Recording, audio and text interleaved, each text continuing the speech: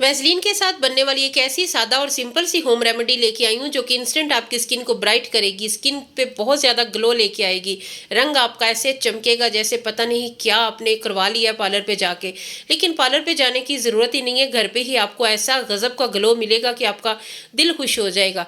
Vaseline के साथ बनने वाली ये एक ऐसी क्रीम है जो कि इंस्टेंट आपको वाइटनिंग देगी। कैस्टर ऑयल का इस्तेमाल जब हम करते हैं अपनी स्किन पे तो बहुत ज़्यादा आपकी स्किन पे वाइटनेस लाता है और झुर्रियाँ खत्म हो जाती हैं। जितनी भी आपके चेहरे पे रिंकल है वो खत्म करके आपकी स्किन पे बहुत ग्लो लेके आता है।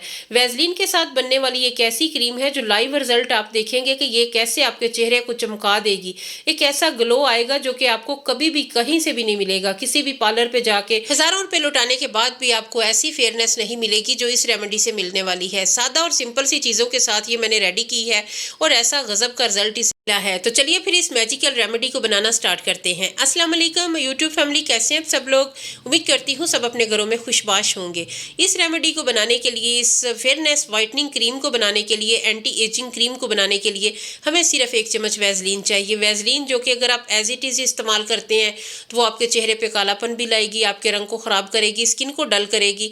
स्किन पे वाइटनेस लाने के लिए इसे आपने इस तरीके से इस्तेमाल करना है। एक तो इसे सूरज में लगा के बिल्कुल भी नहीं निकलना, अगर आप सूरज में जाएंगे तो ये आपके रंग को काला करेगी। वैसलीन जो है ना, उसे आप एज इट इज़ इस्तेमाल करते हैं तो वो आपके चेहरे पे बहुत ज़्यादा चिपचिपाहट छोड़ेगी, आपकी स्किन को बहुत ज़्यादा जो है ना वो चिपचिपा कर देगी, बहुत ज़्यादा ऑयली कर देगी।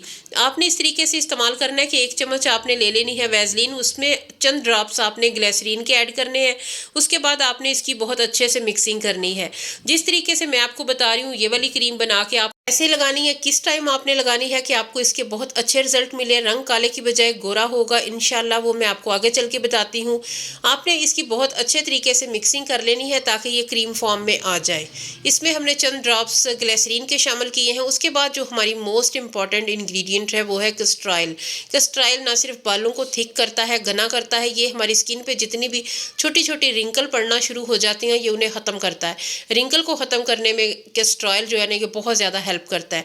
तो छोटा हाफ चम्मच इसमें कैस्टर ऑयल का शामिल करना है। बहुत अच्छी तरह मिक्स कर लें। अगर आपको थोड़ी सी भी वीडियो अच्छी लगे तो आपने मेरे चैनल को सब्सक्राइब करना है, वीडियो को लाइक करना है, आपने कमेंट सेक्शन में बताना है आप मेरी वीडियो को कहाँ से वॉच कर रहे हैं। इसके अलावा अगर आपको वीडियो अच्छी लगे तो अपनी फैमिली, अपने दोस्तों के साथ इसे लाजमी शेयर कीजिए।